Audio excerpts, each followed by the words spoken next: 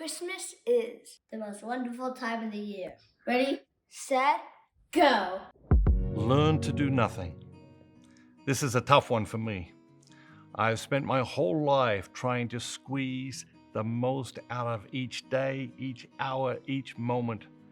But this obsession with efficiency often lures me away from what matters most. Welcome back to Best Christmas Ever, where we are exploring 28 ways to make this your best Christmas ever. Number 9 is learn to do nothing. In the fall of 1996, I read a book that continues to influence me to this day. It is one of those books I have spoken about before that I revisit each and every year of my life. The book, Leisure, The Basis of Culture by Josef Pieper, with an introduction by T.S. Eliot. It's a philosophical text and not easy to get through at times, but it holds profound insight of particular relevance to our modern cultures. What is leisure? Pieper provides the answer. He writes, leisure is an attitude of mind and a condition of the soul that fosters a capacity to receive the reality of the world. Capacity to receive the reality of the world.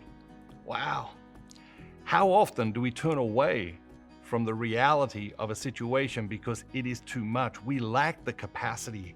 How often do we meet people in complete denial of reality in some aspect of their lives because they lack the capacity to receive the reality of life?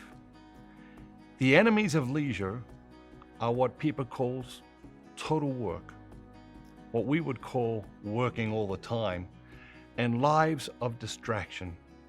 Total work and constant distractions both prevent the deep reflection that leisure seeks to lead us into. Leisure allows us to receive the gifts of wisdom, and there is no amount of human effort that can attain this wisdom by itself. Leisure is therefore indispensable in our quest to thrive as human beings in this life and the next. Why does leisure matter? Pieper points out that religion can only be authentically born in a person and society through leisure. It cannot be rushed. Leisure is indispensable for the contemplation of God. You cannot rush the contemplation of God. He also makes clear that leisure is the foundation of culture. Total work makes wisdom, culture, religion, and contemplating God impossible. This is why total work was so central to communism of the 20th century. Communism seeks to murder religion through total work.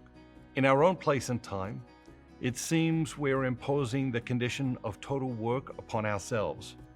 We may not work in our jobs and careers all the time, though there are many that do. But when we are not doing paid work, we busy ourselves with all manner of unpaid work, which includes shopping. That keeps us from leisure.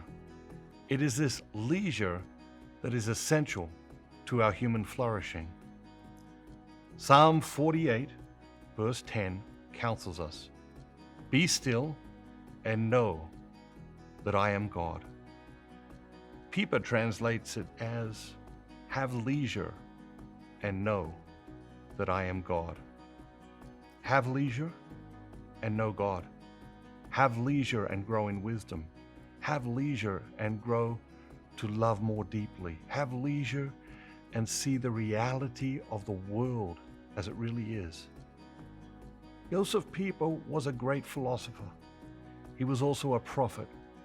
His work on leisure was written in 1948. With it, he issued this stark warning: total labor vanquishes leisure. Unless we regain the art of silence and insight, the ability for non-activity, unless we substitute true leisure for our hectic amusements, we will destroy our culture and ourselves. Paid and unpaid work of every type has only gobbled up more and more of our time since Pieper penned these words, and the result has been exactly as he foresaw. We have banished silence from our lives. We have replaced wisdom and insight with mere knowledge and information. Our amusements have only become more hectic. We have been seduced by endless distractions. We have destroyed culture, and these things are destroying our very selves. The hardest thing in the world to do is nothing.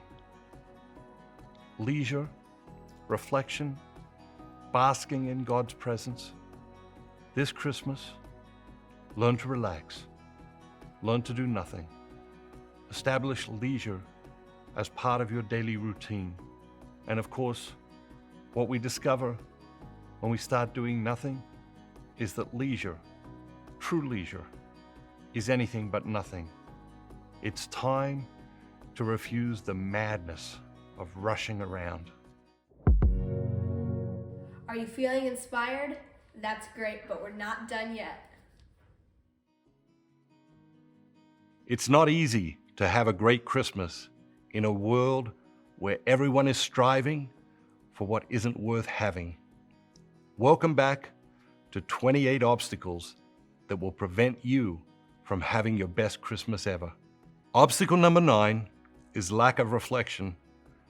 Without time in the classroom of silence, you will either go insane or at least begin to doubt your sanity in today's culture. We need time to reflect on what matters most if we are going to honor and celebrate it in our lives. Establish a daily check-in, a time of Christmas reflection to ask yourself, am I honoring my Christmas priorities? Am I focusing on what is essential? Or am I being carried away by the spirit of the world's superficiality?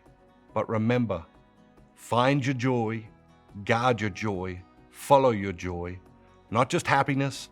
It seems our culture has confused happiness with comfort, and following comfort will lead you to misery. Find your joy, cherish your joy, guard your joy, and follow your joy. Most people spend the Christmas season rushing around, stressed out, and overwhelmed by the sheer speed and busyness of life. It's no wonder why they feel like their joy has been stolen away. Don't let that be your story. Right now, when you become a Dynamic Catholic Ambassador, we will send you a free copy of my new book, Slowing Down to the Speed of Joy. Nothing will transform your Christmas and your life like learning how to slow down to the speed of joy. So click the button below and join today to get your copy. Have a great day!